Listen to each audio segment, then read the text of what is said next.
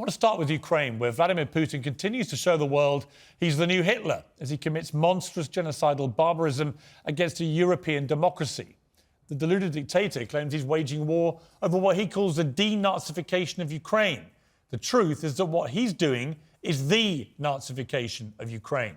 And the only difference between what Hitler did in World War II and what Putin's doing now is that now the West is standing back and letting him get on with it. Putin thinks he's got us over a barrel because he keeps threatening to use his nuclear arsenal if anyone tries to stop him. And we keep recoiling in fear and horror when he does and assuring him that's not what we're going to do. Well, just last night, he was at it again, warning that Russia has weapons nobody else has, and he's ready to use them should we intervene. But as Donald Trump told me earlier in the week, he shouldn't be allowed to throw around the N-word as a protective shield when he bombs maternity hospitals, targets refugees as they flee to safety, and incinerates Holocaust survivors in their homes. Take a look at this clip I'm about to show you. It's a montage of some of these atrocities going on in the Ukraine. It's a hard watch, but it's a watch we must all see. And ask yourself one question as you watch it. What is our red line?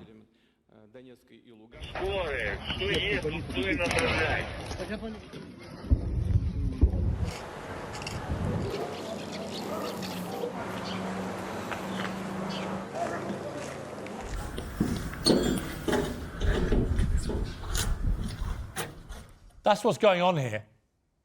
It's genocide.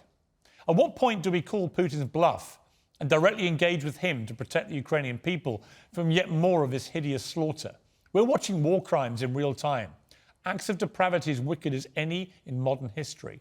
And as we're watching, we're also sitting on the most advanced and powerful military force ever seen in NATO. When will enough be enough? The single argument against using Western conventional military might to blast Russia out of Ukraine is fear that it would drag us into a conflict with a nuclear enemy and potentially trigger World War III. That's what Putin wants us to fear. He's relying on us to do nothing because we haven't got the moral backbone to stand up to him. But a nuclear deterrent is supposed to be there for protection. It's not a free pass for dictators to decimate sovereign democratic countries without fear of consequence. And Putin knows if he fires one nuclear weapon in anger, he and his entire country will be eviscerated. Why would someone like him, who spent his whole life craving power and wealth and hoarding luxury possessions, risk losing everything? If we let him win in Ukraine, he'll come for more countries. Once a bully smells weakness and fear, they never stop bullying. And we all know that bullies only understand one language, a punch on the nose. The question really now is, do we have the guts to give him one, or do we let the brave Ukrainians continue to die in huge numbers and have their country destroyed?